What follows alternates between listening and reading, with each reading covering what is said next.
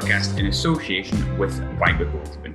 After 5 long months without competitive football, Sunderland AFC returned to the Stadium Light to take on Hull City and the Carabao Cup. And with it, I've decided to do what I love doing the most, Sunderland preview shows. So without further ado, the chat holds turbulent last few months. We've got Luke from Tigers, blah, blah, blah. Before we get on to relegations, which we both know a lot about. How are you doing, mate? Are you all right? Yeah, good, mate. How are you? Yeah, getting by. I'm actually kind of half excited for the season coming back. I wonder how long it'll be until that feeling goes away. I'm excited at the minute, but as you say, it's because there's been no football. So 5-10 minutes into the game and that's it. You'll be like, oh no, here we go again. 3:05, like own goal, and that's it. You're done, innit? I think first things first. Yeah. Touching it before, things have been turbulent for a while. Recently relegated to League One, but it's been turbulent for a long time. You've basically gone full Sunderland, to coin the phrase. Describe to me what's going on and how has it ended in relegation? Obviously, long story, but if we go all the way back 2010. Yeah, that's when the Alams came, obviously the Egyptian owners. And at first they were received really positively because they'd done a lot for the local area. They'd come over from Egypt and been in the area for a long while. And they started to invest in the team. There was a bit of a fallout with Nick Barmby when they dispatched him after some criticism on local media. But they got Bruce in, an ex-Sunderland manager you'll know all about. He has his failings, but he did well for us. Got us up at the first time of asking, because they had players like,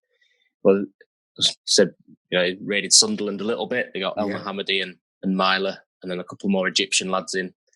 And we went up. I mean, that was the season where at the end of the game, we could have made it 3-1 against Cardiff and we missed a penalty.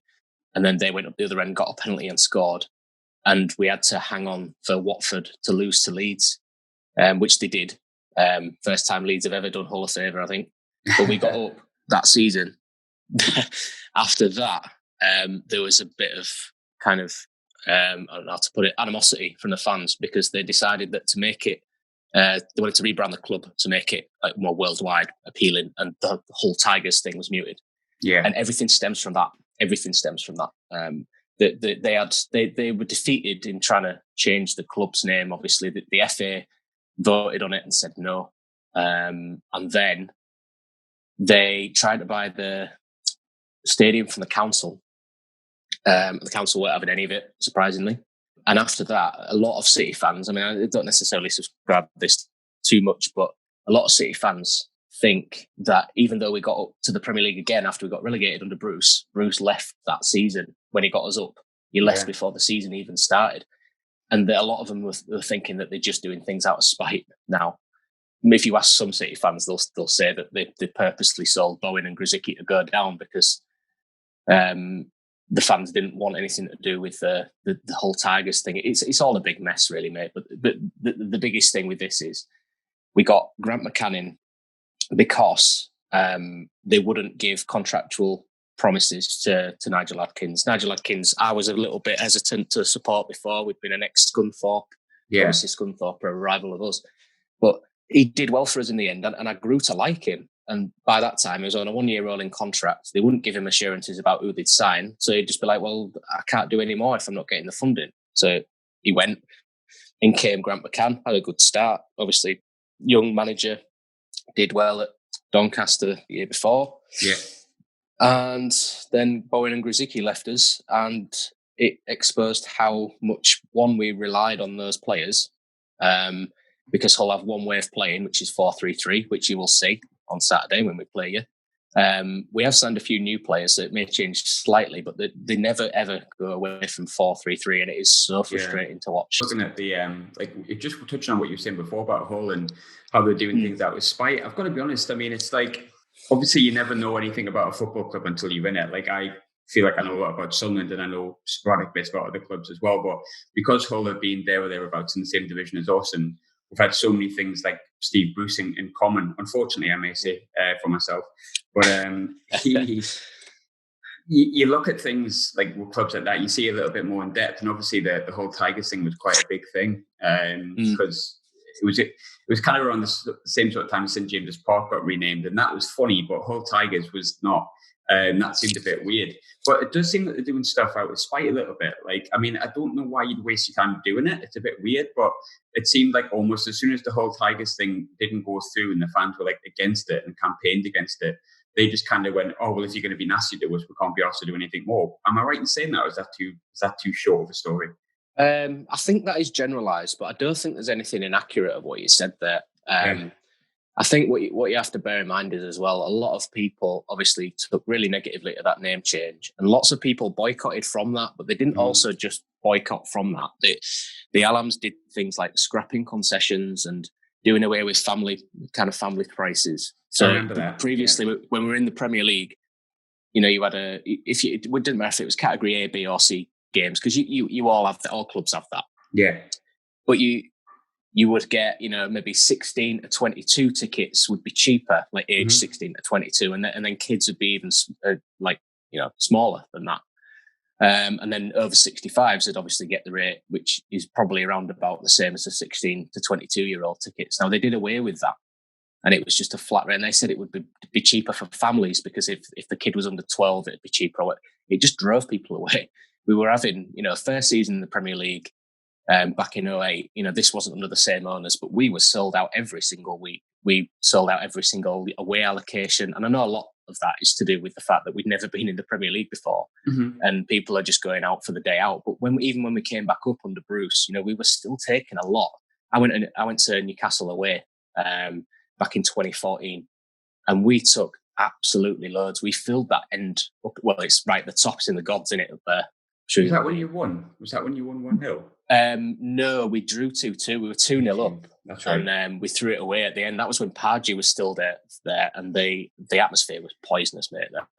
It really was bad. But that's kind of how we are now, because everything is so kind of negative towards. It became negative towards obviously the owners, and you've had dwindling attendances. So when that third season in the Premier League, when Bruce left us and we had Phelan.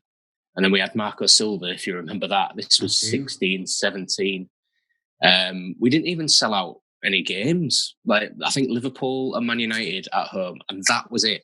Like, we used to get 24,000 is about max of what we can get at the KCOM. But we were getting 18,000. People were boycotting already. And now, like, our last season, our average gate was somewhere between 9 and 13,000 or something like that. And it's just so many people are staying away because they said, I support the club, always support the club, but I'm not going until them lot have gone. And it's really divided the fan base and it's caused a lot of problems. Obviously, the players then suffer as a consequence. And I mean, the other thing is that everything became kind of poisonous towards Grant McCann when we came back after the coronavirus lockdown. Yeah, I noticed that. The fact that when we got relegated, he then defended the owners and said they were first class with him and they couldn't have done any more. And we know that's a lie. And everybody, rather than understanding of, he's the manager, he has to back whoever's in front of him. The other managers never did that. And when it got into a position where they felt they couldn't do the job, they all walked. Yeah. Even Bruce, I know that there's lots of animosity from fans towards Bruce from Sunderland. And I understand why that is completely. And I don't think when he was manager of you guys, it was necessary. He didn't do himself in glory. He usually made substitutions too late and the wrong substitutions. Or I remember talking to a couple of other Sunderland fans, and when we got him, he said, well, he'll start quite good. And then about 65, 70 minutes into games, he'll take the people off that have been actually playing really well and probably change position and you'll lose. And it didn't necessarily, he didn't necessarily work like that with us. But it did get to the stage where, I don't know if you saw in June, the Athletic did a really in-depth piece about Hull. It's well worth a read. It takes a while to read it because Adam Crafton and the rest of them. Adam Crafton was the main guy who did the research, but there were other journalists involved in it as well. But it just effectively exposed how poorly the club is. Yeah. Taking like four experienced players, well, not 4 experienced players, 2 experienced players, 2 others, and then a young player who was promising, all go before the season kicked off again against Charlton in mid-June. 2 of the leads, so you had captain and vice-captain. Essentially, what happened was in the end, they would have had to play for free for that month because their contract was up, so they were signing an extension, but they were not getting extra severance pay. Yeah. So for the sake of like whatever it is, was 10 grand per week for those players. We let them go. So we had no right back. We had no really central midfielder who was experienced. That was Jackson Irvine. And then that effectively set us up for the rest of the season. Fight was a bit embarrassing. And the other thing is, like, they didn't recruit well.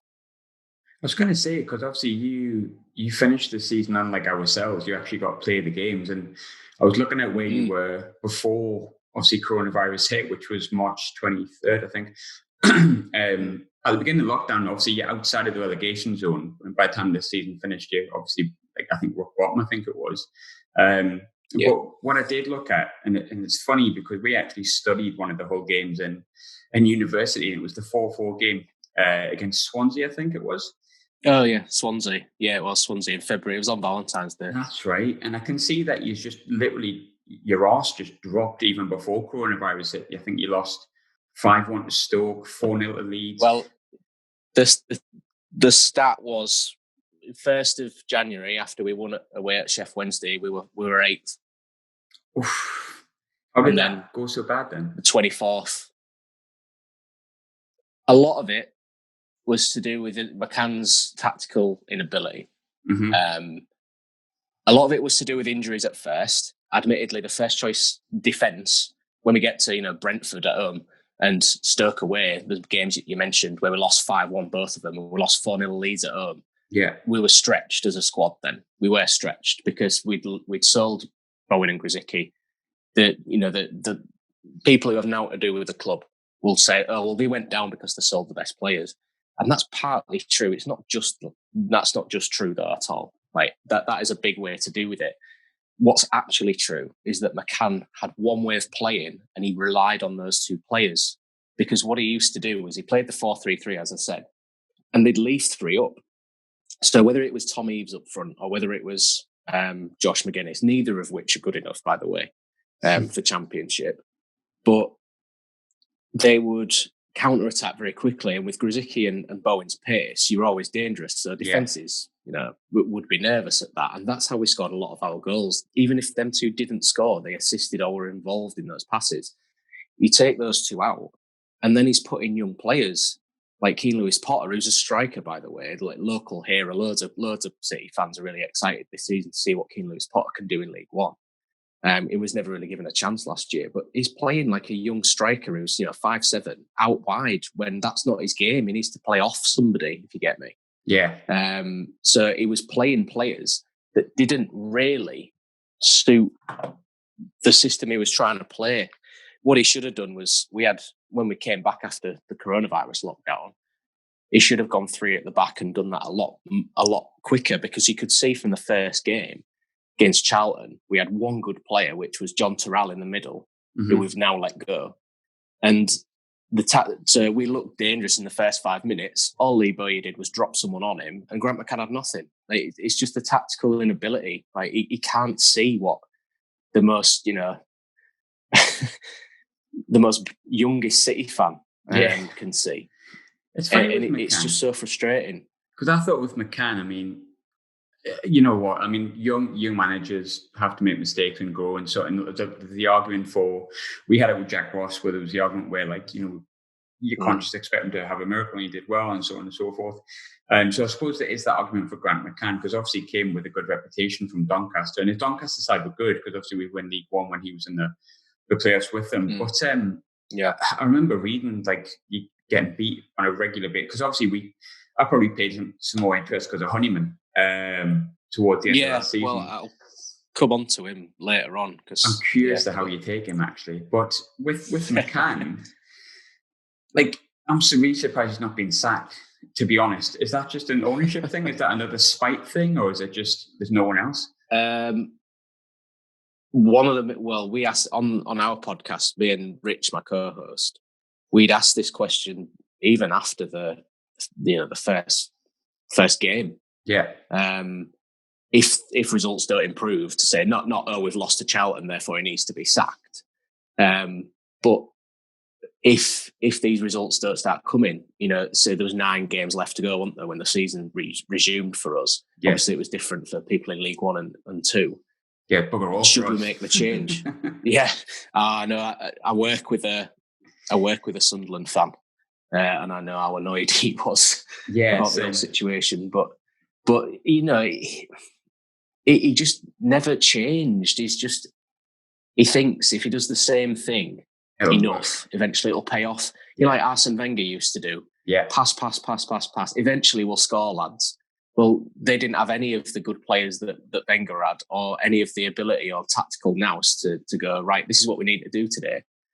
You know, even things like when we played Birmingham, you know, we were 2-0 up at half time. We absolutely blitzed them. Should have been 4-0 up. And we end up drawing the game 3-3 because they make one change, bring a tricky winger on, and he exposes our right back. What does he do? Nothing. Yeah. He just lets that happen. So I think he should have been sacked earlier, I really do. But the other question was, who are you going to get in at that stage? And Middlesbrough did it. It worked for them because they got Warnock in, didn't they? And they did enough. Even though they weren't brilliant themselves, I think they just relied on other teams being really poor. Yeah. And the crack up for me is that Wigan played so well, and you know they beat us. They whacked us 8-0, and they were a very, very good team that second half of the season. Yeah. But they still went down because they had that points deduction, and Barnsley ended up staying up. If any team does not deserve to stay up, it's Barnsley. I don't know how they did. I mean, I don't know how Luton stayed up, because obviously they were the best two sides in League One the first season we went down. But Barnsley literally sold their defence. And their goalkeeper. They sold their entire back five, whereas Luton, I think, sold Stacey and the lad that went to Leicester as well, Justin. Justin. Yeah, they're somehow stayed up as well. But I suppose one thing that struck me a lot about Hull, and probably didn't surprise me that you did struggle. Didn't expect you to struggle as much as you did, but obviously I kind of expected you to struggle a little bit. But it was the players that you brought in. Tons of League One players you brought in. Off the top of my head, George Honeyman, Tom Eaves, who we've touched on, Ryan Tafazoli. You even have Marcus Maddison on loan, which is a whole different conversation if you're a Sunderland fan. But I'd like to know your take on Maddison, because I've got mine. I think everyone would love Maddison at Sunderland, but you know what? On the flip side, I mean, I'd like him because he's free. But when it was like 2.5 million, all that kind of stuff, for me, I was just a bit like, I've not seen enough from him apart from when he fancies it. But what do you make of like Honeyman and Maddison and Eaves? And was that partly the reason that you just went down? I think that partly was the reason, because a lot of the players we recruited were, as you say, League One. So it's all right being a good League One player, but the step up from the Championship, from League One to the Championship, is massive, isn't it? So huge. Because you've got so many. Just look at people like teams like Leeds, West Brom, but you know they go up, but then you've got Brentford. They didn't go up. Brentford didn't go up, and they play the best football in the entire league. You know, you look at McGeady, and then you've got teams like Forest. Oh yeah, he was probably the best player in League One the season that we got the playoff final. He went to Charlton and then went down, and I can't remember him scoring or assisting anything. And McGeady he did well against us. That was a really good game he had.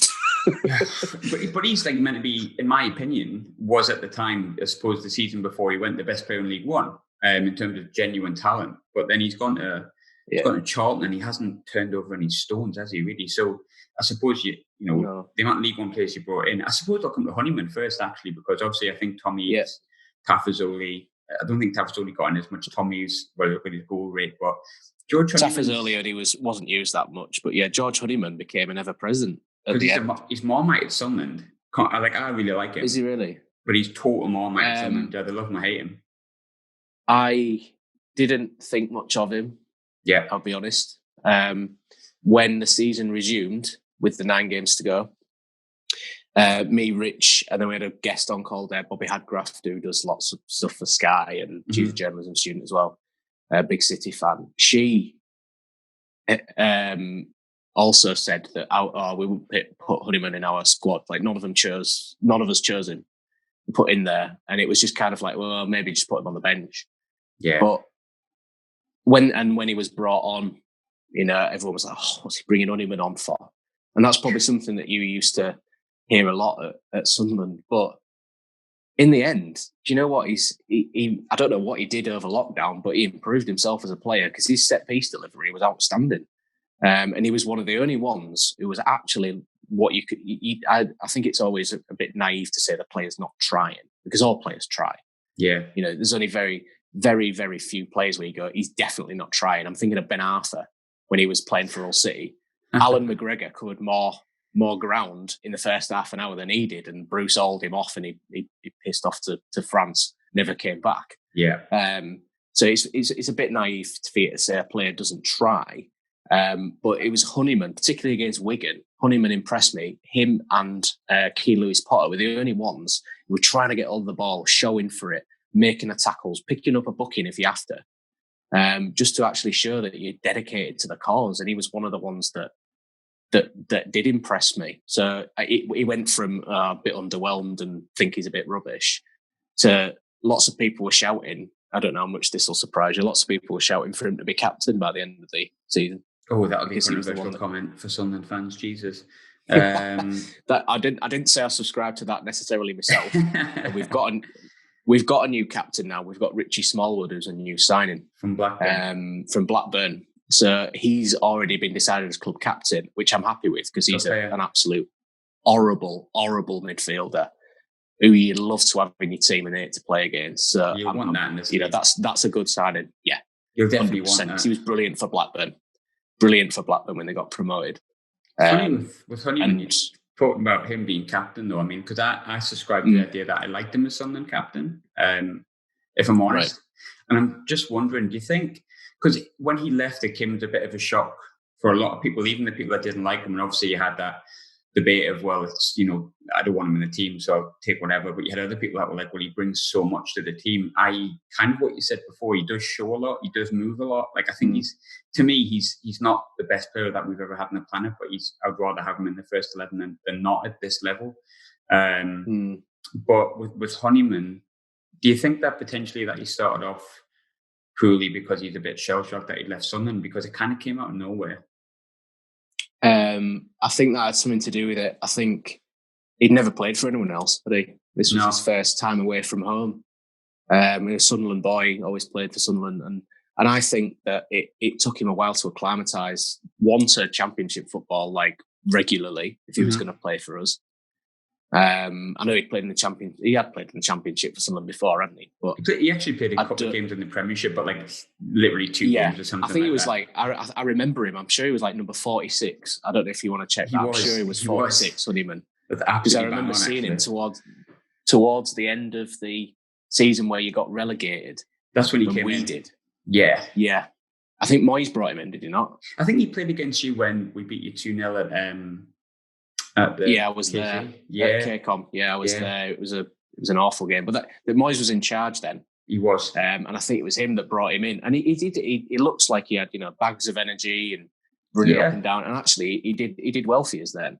I don't know if it was just the fact that he was homesick. I don't know how much of a homeboy he is. Like, he proper wants to.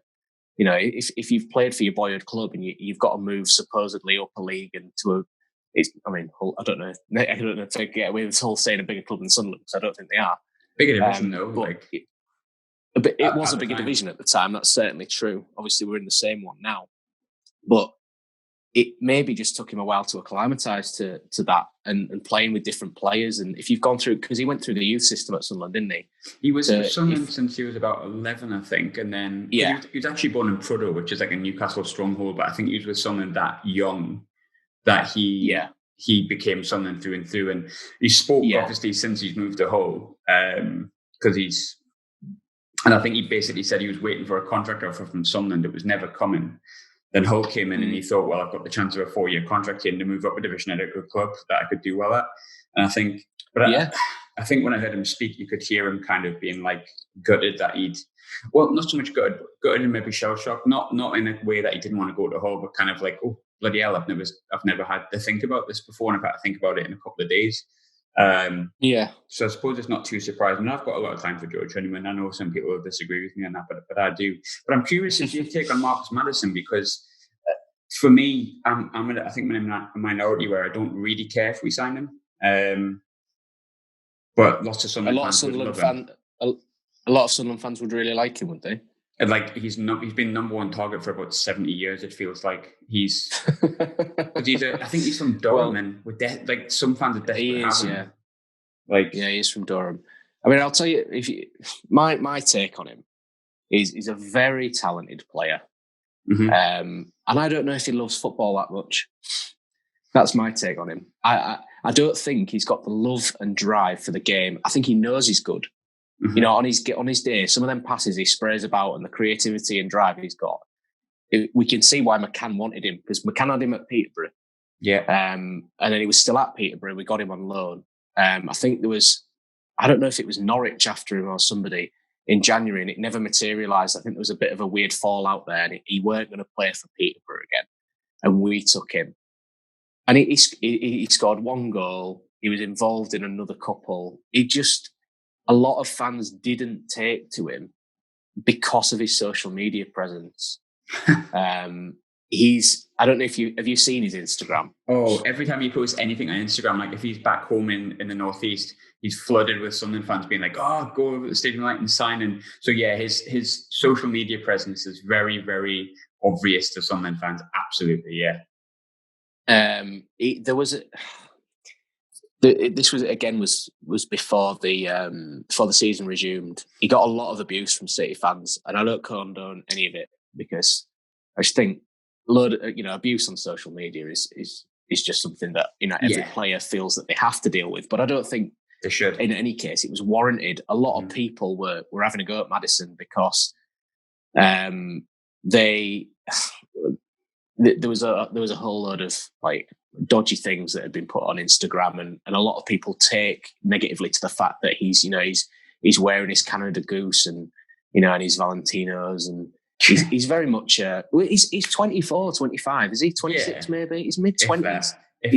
I know he's got a daughter, but he's single, and he's a footballer. He's getting paid decent money. Everybody would be doing the same as him. Of course, 9 times out of 10. But I didn't mind that. I don't mind people who think they're big time, because if you play in the Championship, you probably are big time, or you've got something to do with it.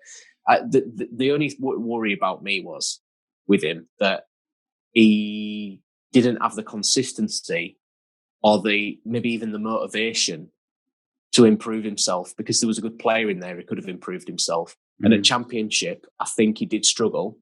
I think he's a very good League One player, and I think it's daft as well that we didn't extend his loan deal so he could have played, because that would have been giving him, a deal where you've got 9 games, go and rip it up, son. You get maybe a deal with us. If you don't get a deal with us, other clubs will come in for you. And the other week he was playing for Gateshead or someone, non-league, wasn't he? Yeah, he was going as a trialist. It's like a Northern Premier League club, and he's better than that. So much better. Telling me that he's not, he's sort of Gainsborough's level, or South Shields or whatever. Yeah, he shouldn't be playing at that level. He's League One massively. I don't know about Championship. On his day, he could be, but he's a very solid League One player. If Sunderland do sign him, he just needs to be managed properly. That's all I would say. I think sometimes he needs bringing down a peg or two, but other times he needs the arm around him and being told he's the best player in the world, and I think he'd do well. I think there's too much of that. I think there's too much of a lot of young players are really, really temperamental. If the manager knows how to deal with them, then they're brilliant. But if things don't go their way, toys are out the pram and that's it. I think he's one of those. When I've watched him and stuff like that, I often think that, because I would like him. I'm just not desperate to have him. Don't get me wrong, but I think the problem we have is we're missing. Someone have been missing a midfielder with pace and power in the middle, and people see him as like the ideal number 10. But I do think potentially, because I understand where you're coming from with the social media stuff. I know people don't like that, but I took it in the same way that you sort of take it. I'm like, and I hope he signs and proves me totally wrong, because I'd love nothing more than that. Even if he doesn't sign for us, I'd love him to prove me wrong. But unless it's for them, not, which I doubt. But like the thing was with Maddison, I do sometimes look at him and think, do you like the football, or is it other things you prefer more of? And that's fine. Like, if you prefer other things, there's people that play football that don't like it. But for me, it's Sunderland. I want someone who's going to be like fully focused on getting us back up in the Championship. And I sometimes wonder if coming back home, would that be like a positive or negative for him? And I would hope it would be a positive, because he'd be near family, friends. Or could that be a negative because he's got more of an excuse to go out? But obviously, I've spoken to Darren McCantley before, and he speaks very highly of his personality and said that he's no problem. He doesn't mind him going for a drink if he's scored and he's won. And I suppose Sunderland fans are very much like that. If he goes and gets bladdered on a Friday night but turns up on a Saturday and turns into like effectively the player that wins you the game, I don't think anyone really cares. But in terms of players that you have brought in, one big one for me, it'll be no surprise to anyone that I'm quite fond of Rangers based on where I live and stuff like that. But Greg Doherty's came in, someone who, if I was given the choice between Doherty and Maddison, I'd take Doherty every day of the week. I think he's a great player, but how's he been in pre-season? Has he played yet? I'd love to be able to tell you, but the amount of misinformation or the lack of information from the club is just baffling. Obviously, on the social media, there's lots of stuff on the training sessions. Yeah. Smallwood's obviously been made captain. Doherty's a good acquisition, in my opinion. I think a lot of City fans will say the same. I know they played 2 games on Saturday afternoon. They played double header against Rotherham. Now, for the life of me, I cannot understand, and I was talking to my co-host about this, he kind of wasn't as bothered as much because it's pre-season. But with the writing, because I write for Vavel and League One editor there, if there's any game where City are playing or League One teams are involved, I like to write about that because obviously people want to know. You know, if you're trolling Twitter half the time. I remember before lockdown, we played a game against Sheffield United, and it took me about 2 or 3 hours to track down the scorers and whatever. But I managed to do it because there were enough active Twitter blades, as they're called. The Sheffield United are really dominant on Twitter. They're actually quite a good lot of fans, and they'll give you the information if they have it. So I was looking through, and there was nothing. The only thing that was there was James Scott's Instagram. Right at the top of the West Stand, they'd filmed the game clearly as kind of like a bird's eye view, and you saw him score a cheeky little lob. Now, that's about 10 seconds of one game, and I know there were 2. If you ask different people, there'll be 3 or 4 different results. What I was told, apparently, was that Rotherham won one game 2-1, and then Hull City with a different 11 won 3-2. And I don't know if that's true or not, and I don't know how much, Smallwood played. I don't know how much Doherty played or in which games. I would have thought that he would have played in the one that we won. Both of those with Smallwood and Doherty. You would hope. When you're bringing some quality into the squad, that's the other thing that it baffles me as to why there's no information about that, because the fans want to know. Yeah. They don't care if they can't watch it. They want to read afterwards. Smallwood had a good game. Doherty was quality. Do you know what I mean? It's pre-season, isn't it? It just seems like exactly. But I mean, I'm sure Sunderland streamed their live pre-season live, did they not? We had all 3 games. We've got the resources to do that. I don't know why we're not doing that.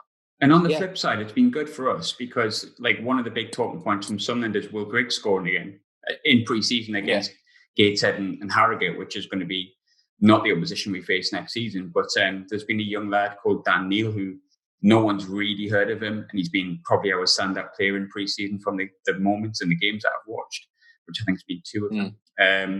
And he set up Will Grigg, and suddenly you're watching pre-season, and it feels like pre-season again. You're making those wild predictions like Dan Neil's going to be the breakthrough, Will Grigg's going to score 20 goals, it's his season, and that's kind of part and parcel in the fun of pre-season. So are they just not showing you anything at all then? No. I mean, the Hull Daily Mail is obviously the local paper. The other thing about the Hull Daily Mail is that with the fallout with the Alams, they're banned from the stadium, so they're not going to have an awful. They're not going to have an awful lot of information. But I could have written more detail than they gave in their report, because they said there were 2 games against Rotherham. They didn't even tell us the score neither. They don't know. So it's just weird. We've had nothing. One thing I do know is that I don't know if you know Curtis Woodhouse. Yes, he's manager at Gainsborough Trinity. Yes, yeah. I was at North Ferriby FC, which is obviously a local club. I've just left that position because obviously I'll be doing lots of League One writing this year, so I didn't really want to be at North East counties as well, and going to Hallam midweek and all that sort of stuff. But obviously I was press officer there. Ferriby just played Gainsborough Trinity at the weekend, and obviously that's 3 divisions difference, and it was 2-2. So that was a an interesting game to watch. But having spoken to Curtis, like I'm going to they advertised their pre-season and they said that they had Hull City at home on the 1st of September, which is tomorrow. And it took a week for Hull City to even announce that fixture was a thing. Gainsborough had said that was a fixture that was happening. It now turns out it's Hull City 23s. But that's still, there's still a Hull City game that people could go to. So I will be going to watch that tomorrow. That's at Gainsborough. That's only about an hour away from me. And obviously I'll be covering that game. So even though that they had an actual pre-season friendly before the Sunderland game, which is the Saturday, this Saturday coming, the 5th, Hull City did not announce that game. Gainsborough did. And it was a whole week before they even acknowledged the fact that we would be playing Gainsborough. It's just baffling. It really is baffling. Yeah, I mean, it's pre-seasons. I find it weird we've only played 3 pre-season games after being out for 5 months, but at least I'm able to watch them. And at least our social media team, I know some people aren't huge fans of them. I think they're fine. I think they do a really good job. They're funny. They keep us informed. I think Oscar does a good job and has been chuckling quite often. When it comes to Sunderland itself, looking at obviously the game on Saturday, I think it's still gonna feel like a pre-season, and I think in a way it's like a glorified pre-season game, but because it's actually competitive. But the one thing I wanted to touch on before we sort of go on to pre-match predictions and close off, as I said before, unlike ourselves, you got to play out your season, and although it was drastically bad, and obviously you got to be 8-0 off Wigan and so on and so forth, we never really had that experience of watching. We finished against Bristol Rovers where fans could go. Midweek, we got beat 2-0. Then that was it. It was just done after that. We haven't had the experience of supporting the team through the visual of the internet, basically. How different is it? Can you get passionate about it, or is it just shite? Because that's how I feel it's going to be. It's going to be shit. I think it depends how you ask. I think some people... some people will not have had the opportunity, they wouldn't have gone to away games anyway. Yeah. And they'll have done something else with the Saturday. So then being able to actually watch every game 3 p.m. was a bit of a novelty for them. My co-host Rich for Tigers Blah podcast, he usually goes every week too. I hadn't been going as much to see because of my role with North Ferriby. Of course, yeah. But obviously, I'm not there now. I'd want to do more League One coverage, which I'll do this season. But he couldn't get behind it. He was very much it feels weird, this. I didn't, it is difficult with it because you feel so kind of removed, even though it's the no crowds, I think. Just bizarre. It's just, obviously, there'd be no crowd noise because if you're doing it for iFollow or your own team's, coverage, it's not the best. iFollow's terrible. I don't know if you've ever used it. It's it's usually about worst. It's about 5 minutes behind the actual game, and there's no excuse for that. So if you've got local commentary on, it tells you there's a goal, you have to wait 2 minutes to see it. Obviously, we don't do iFollow. We've got our own. We've got Tigers TV, and that's fine. But there's no crowd noise. There's nothing like that, and you should be able to hear the players shouting. And it was very clear from the start that the only player that shouted or was one of the ones that was vocal was Josh McGuinness. Even when he wasn't on the pitch, he was shouting. It's really weird to hear the players shout, and it be so kind of like a training session.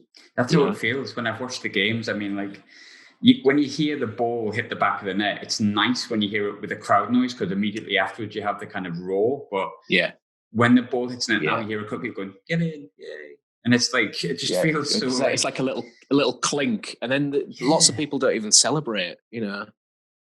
Because lots of people are obviously nervous about contact, and it's fist bumps instead of hugging and all that. And I get that, but watching the last 9 games through, I covered lots of the games for City for Vavel, and it's first you have to get used to covering a game rather than just watching it because you're always focused when you're watching that game, and it goes much faster when you are covering it because if you're writing your report simultaneously for it to be ready to publish at the final whistle.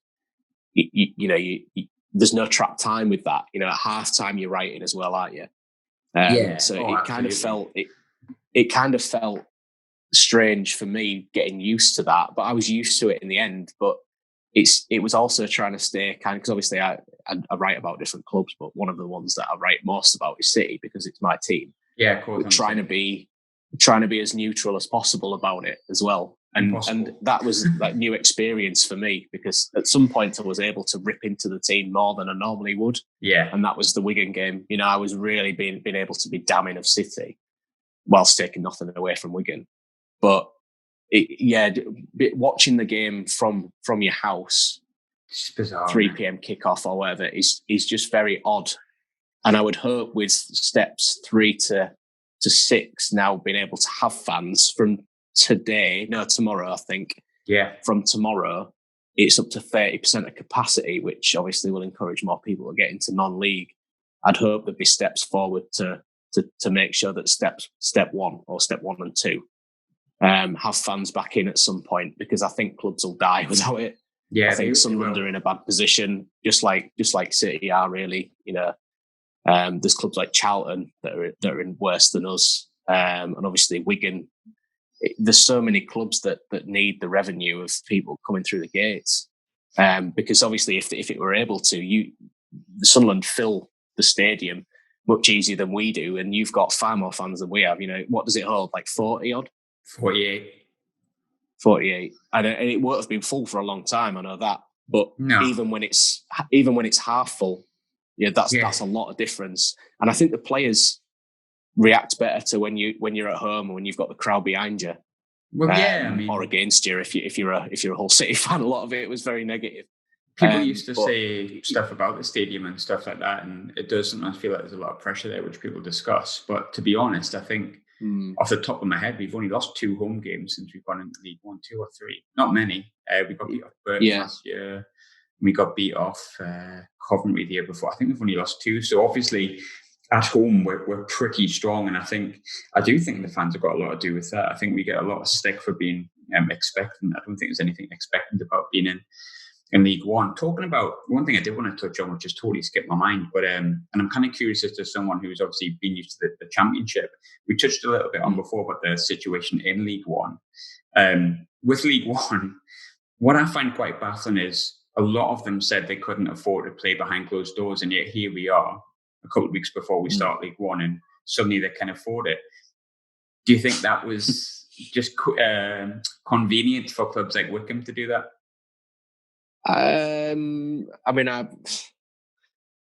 It's only my guess, but I would say that if you look at resuming a season, look how desperate Hull City were to not resume the season. Yeah. And just go on points per game, because we'd have stayed up, wouldn't we? Absolutely. I think the problem when you've got that is that every club is self-serving. Of course. Would you vote for something that sees your team slip out of the promotion spots? No, of course you wouldn't. If you're the beneficiary of that, would you go, well, it's just the way it is, lump it? Yeah, you would, wouldn't you? Yeah, probably. I think that's the problem with, because they gave all the clubs a vote, didn't they? That's what they shouldn't have done. So, it's realistically the EFL's fault from that perspective. The EFL have a lot to answer for and lots of things. But I think that is also one that they really messed up with, because because obviously League One wasn't my league last year. I watched games and I did, I watched the playoffs and stuff like that. But remind me how it fared if it would have finished, and then actually how it finished, depending on. The best way for me to describe it was that Wycombe. Were you in the promotion spots? I think we were just out of it, but I think we are the 6th or 7th. And my grievance wasn't so much against, because I wouldn't have fancied the playoffs again, to be honest. I don't think we were good enough last year at all. But clubs like Peterborough, I think, have a huge right to be great. I'm sure Peterborough were 4th or 5th. But going on points per game, Wycombe, who were 8th, and Wycombe were on a downward slide. We beat them 4-0 at home. We were 3-0 up by half time. They were they'd done very well to get where they were. And they did very well in the playoffs as well. But I think it got to a point where Wycombe were, you could see the one like a downward slide. But that's 3 games, isn't it? That's 3 games, the playoffs. It's if like you're penalties. Up for them, bang up for it. Yeah. It's anything can happen, Of course. I'm sure Ainsworth can get a side up for 3 games. He seems, by all by always quite a decent manager. But I think basically, I can't remember how many clubs it was. I'm sure it was like about 18 voted not to play on because effectively they couldn't afford it. And the ones that wanted to play on were obviously the likes of ourselves and Peterborough. For the ones that had the most to gain by playing, you'd have voted for it. So, well, if we've got these games and we can win them, then yeah, let's do it. I think the most thing that aggrieved me more than anything on the planet was, and this goes into the women's football as well, because I obviously work at Middlesbrough Women, and it didn't really affect us so much at Middlesbrough Women because we were about 7, so we couldn't really go up or down necessarily. But clubs like Sunderland Ladies were top of the league by 11 points, and their league got completely nullified, and the positions got nullified. Whereas Aston Villa in the Championship and women's football went up. But then in the men's football, it was the same. Like some played, some didn't. It's either if it's safe to play, it's safe to play. If it's not safe to play, it isn't safe to play. And I think, I think one of the things that you have to take into consideration is, so 2-3 weeks after lockdown, when football was all kind of put on hold, they cancelled, null and voided everything from step 3 below. Yeah. And there's no money in that. So they obviously don't care about lower league football. The only ones they care about is the Premier League. That my opinion has never changed. That is what it is. If you had, steps 3 to 6, look at those teams that were up there. South Shields were doing so well in their league. Look at Jersey Bulls in the Southern League. They were top and not lost, and their season counted for nothing. And I don't support either of those teams, but I really feel sorry for them. North Ferriby, we were 4th at that point, null and void. 4 go up as well. So that it's just that, right? Well, we'll cancel all the lower leagues because that doesn't matter. Right? Can we make sure Liverpool win the title, lads? Yeah, that's kind of how it felt. Yeah, that's how it felt. I'm not saying it was that, but that's how it felt. And it also was like, let's make sure that Leeds get up, shall we? It felt like there was too much money. That's what it felt like. It felt like money. Money was the important thing. And I would really hope that I'm wrong. And I don't just mean Sunderland, and I don't just mean other clubs. I think you're probably right in what you're saying. There's probably been a lot of frustration aimed at the clubs who voted to play on, where realistically, who was the ones that gave it the decision and why? It's probably the big thing. I'd be very interested to know what they'd want to do if Man City were 18 points clear. Yeah, that would have been quite interesting, wouldn't it? There might be because it wouldn't have been Man City's first title in 30 years, would it? Yeah, that's the other thing, isn't it? It's just, I've got nothing against Liverpool really, but no, same. I just feel the kind of loving that you're seeing for Klopp and his team is a little bit sickly by now. I just can't really stand much more of it. The only benefit is obviously we get to see Jordan Henderson a lot, which we're obviously very proud of. But and we take that as a win. I think as a player, great. I like him as a player because he's really underrated, and I'm glad that he's won more than anybody else. Because I remember him playing for Sunderland, and he got loads of stick when he went to Liverpool because people said he weren't good enough, and then he's proved people wrong because without him in the team, they lost to Watford, they lost lots of games, didn't they? So absolutely. But it just feels that a lot of the decisions were just right. Let's come to the Premier League first, and then everybody else was an afterthought. Yeah. In fact, the first step was to cancel all the lower leagues. And that's where you should have been testing whether fans could go back or not, in my opinion. Because would have been the first place. You have less attendances. You have between in the league that I was in with North Ferriby. North Ferriby are a big club because they're a Phoenix club. They got run into the ground and they had to resign from NPL because the money problems and everything else. So they reformed and they started right down the bottom of step 6. That's North East Counties Division 1.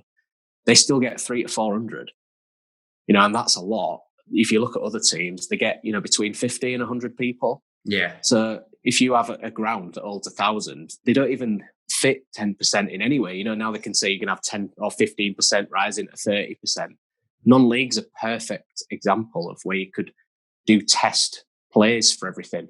You could have had playoffs, so you could have had points per game deciding playoffs and then deciding who plays what in 2 or 3 games like you did in League One, but they didn't. South Shields, they could have gone up, couldn't they?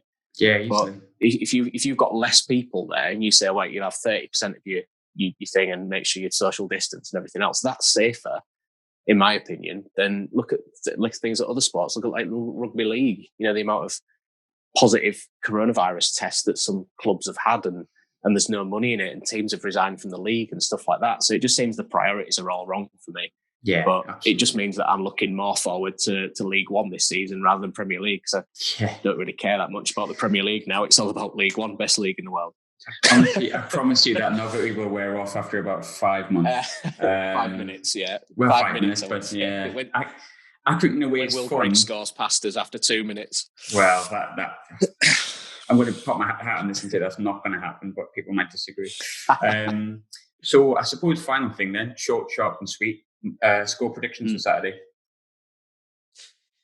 I don't think it's going to be a high scoring game. No. Can you answer it as to whether it's going to go to penalties? Does it go to penalties straight away?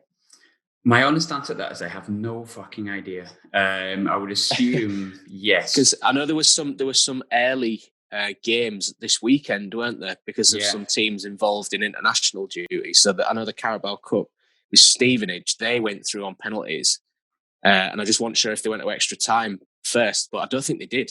I don't think they did. I think they went straight. I think if it was 3-3 at the end, I think it should go straight to penalties now.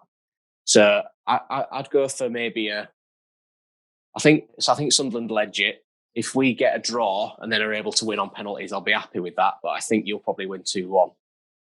Yeah, I was going to say 2-1 actually. I'll take 2-1, and I'm going to say Charlie White double because that's just funny to think about it. But because you probably won't do that. But honestly, mate, good to chat about an actual competitive game again. Thanks for coming on. No worries. Thanks for having me. No problem. And I was going to say, are you coming up on Saturday, which we normally end on, but that obviously not.